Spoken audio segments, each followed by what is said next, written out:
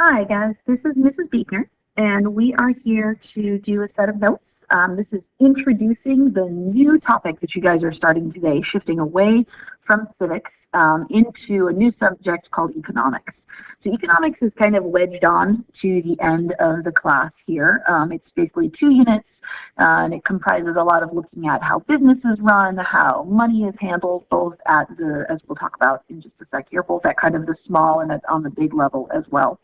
And it's very much a different subject than civics. It is a subject that almost borders on kind of mathy or sciencey in some ways, and so some of you might find yourself liking it a little better than civics, and some of you maybe less so, depending on your own inclinations.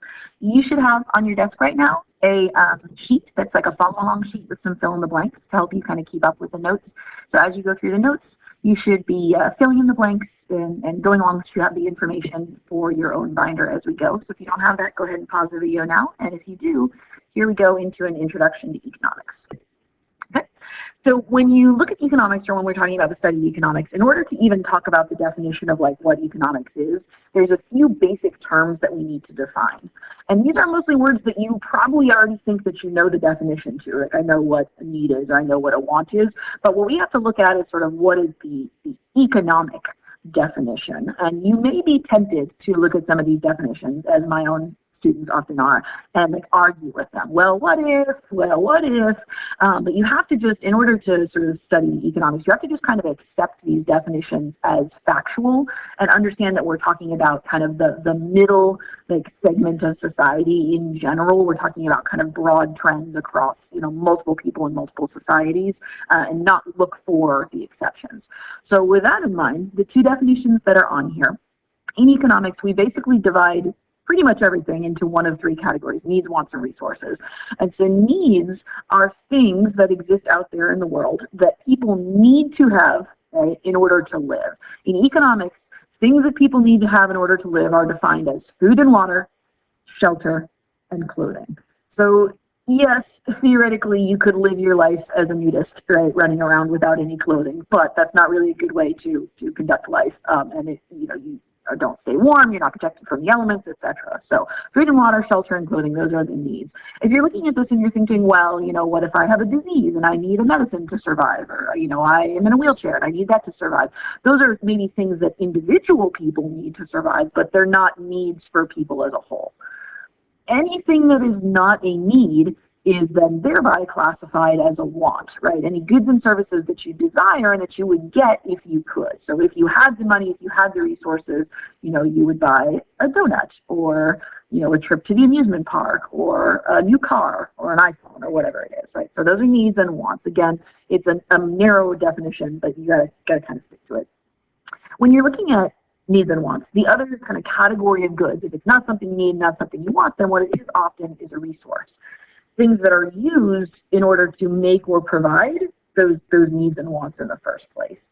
So anything land or natural resources, workers, money, we can talk about all this in a little more depth as the note set goes on. Those are all things that we would consider resources. The thing that can be a little tricky with resources is that when you look at an object and you're trying to decide, is this a resource or not, it's a resource sometimes for some person, but not for everyone. So if you think about a pencil, for example, a pencil is a resource that you have to have if you are an accountant and you are your product is that you're trying to do someone's taxes for them.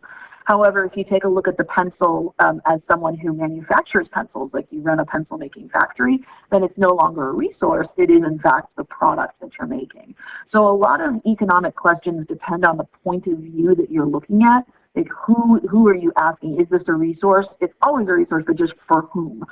For what business and from what perspective? So that's a good thing to keep in mind when you're considering wants, needs, and resources. Okay. The other big thing with resources that's highlighted on this slide is that a general economic truism is that we might potentially have unlimited wants. You want a lot of stuff, but the resources that you have to obtain those are limited. That's a fact that you cannot and should not try to argue with in your mind.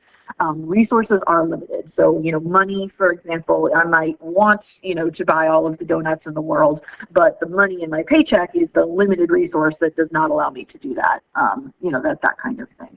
You simply can't produce enough of the resources, or the money is not there for you to purchase the resources themselves. So when you take a look at resources, another thing that can limit resources, in addition to just like not having money or whatnot, is a condition that we call scarcity, not scarcity, scarcity. And what scarcity is a kind of continual or underlying condition of not having enough of a resource, as the slide notes or states up here. The idea of scarcity is that it's a way of talking about the fact that, even though we may want to, power every single thing for all of humanity with, coal, is finite. It ends at some point, and we're not going to make more for a very long time. So there's a scarcity of that. It always exists.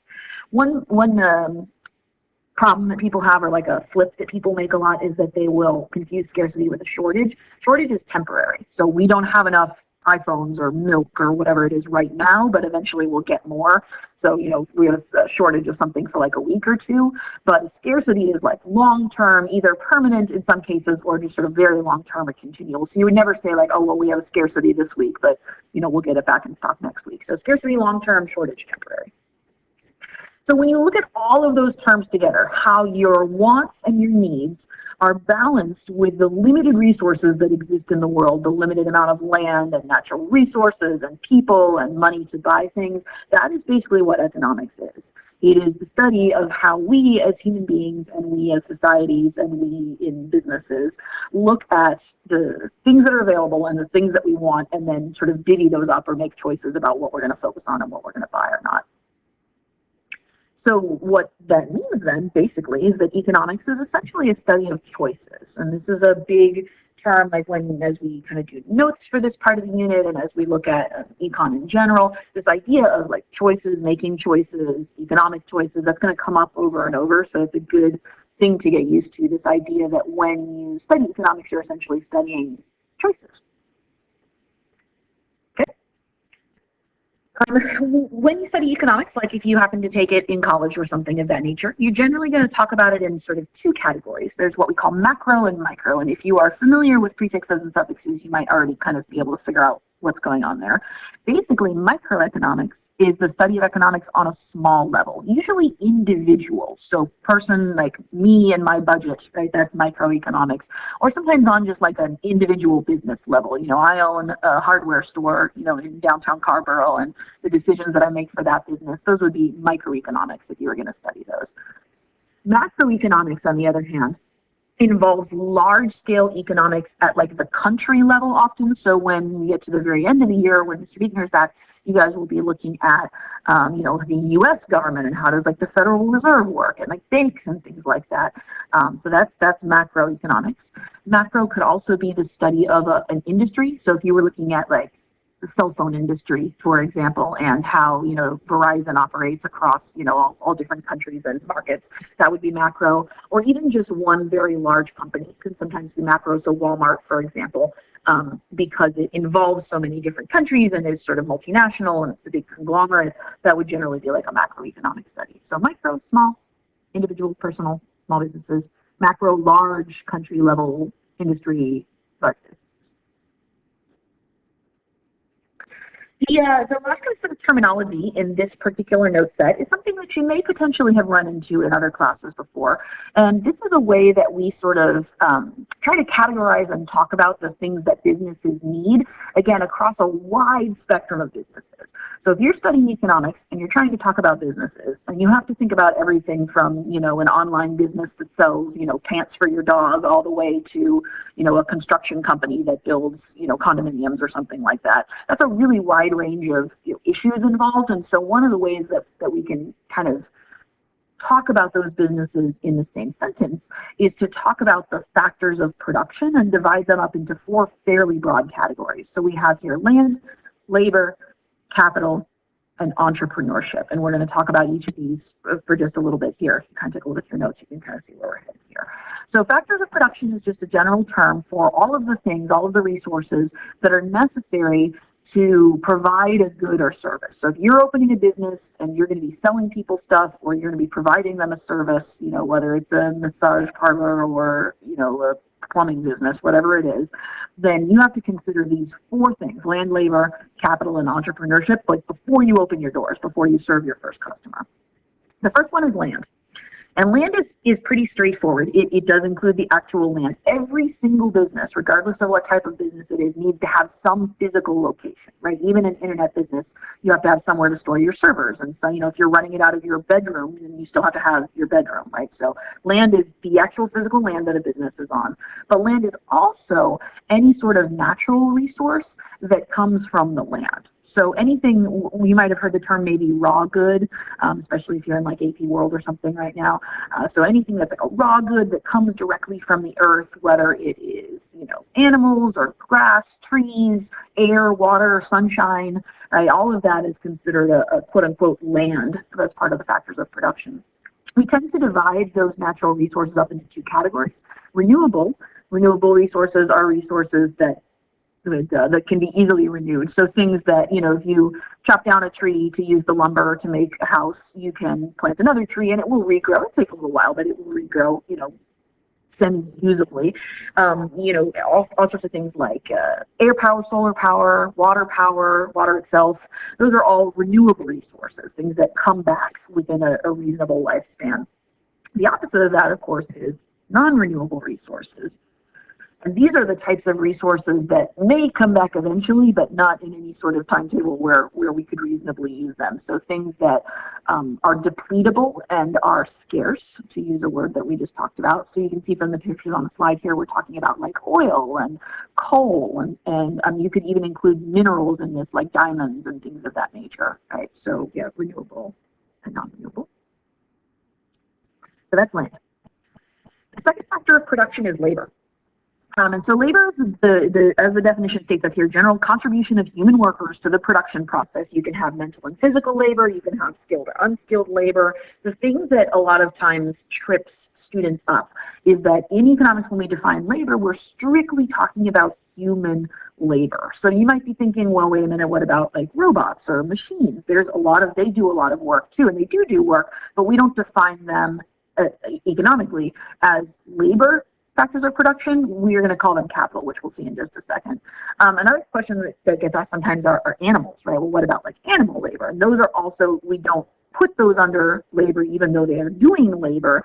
The category itself of labor is only people. So workers, people who work for you in general, whether skilled or unskilled, are considered labor.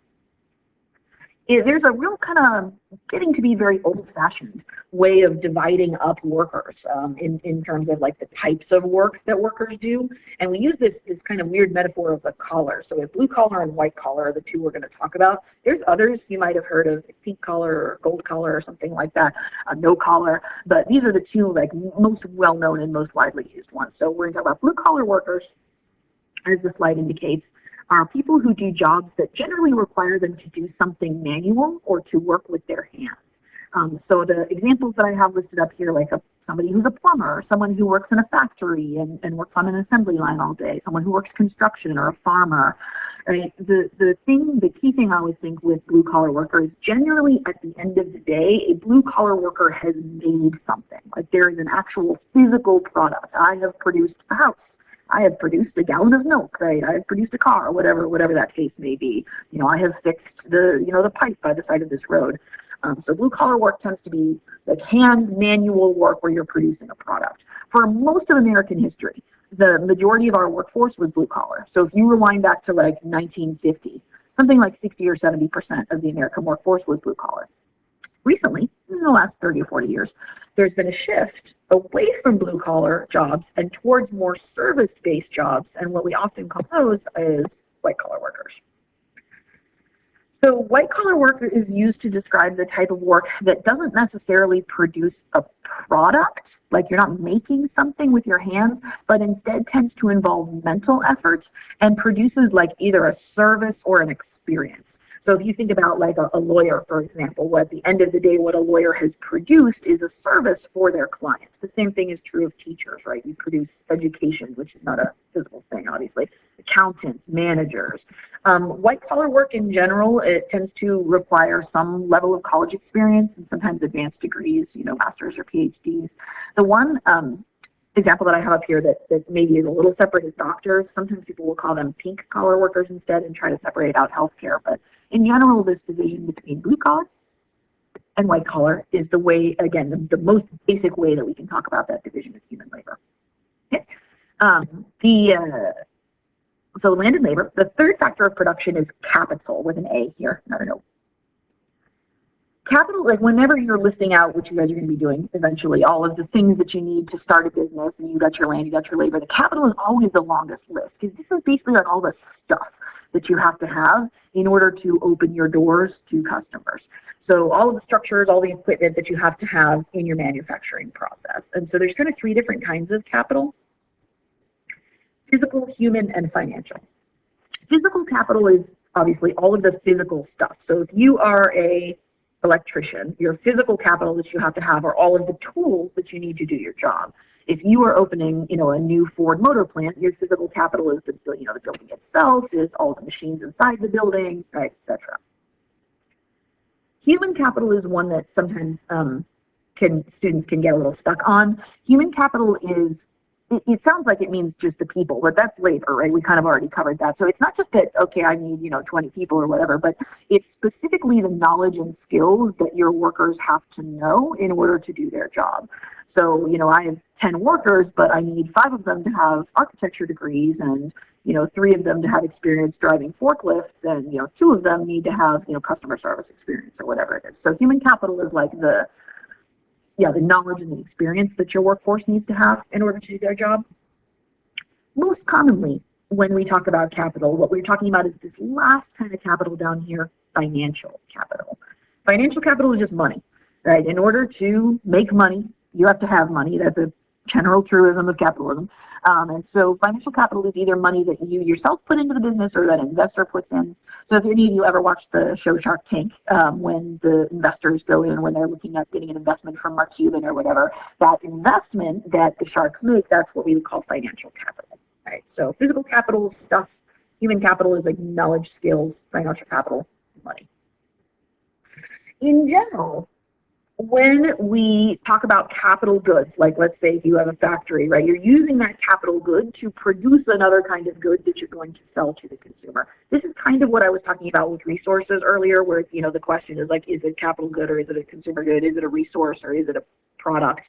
And it depends on your perspective, right? To the person who made this tractor, it's a consumer good, right? But to the person who's making, I don't even know why I have candy up here, but to the person who's making your consumer product in the supermarket, this is, is a capital good itself.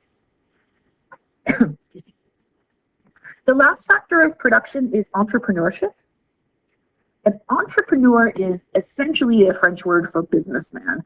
And the entrepreneur is the person, or in some cases, persons, right? And we talk about like a board of directors, who is taking all of those other 3 factors of production, taking the land, taking the labor, and taking the capital and putting it all together.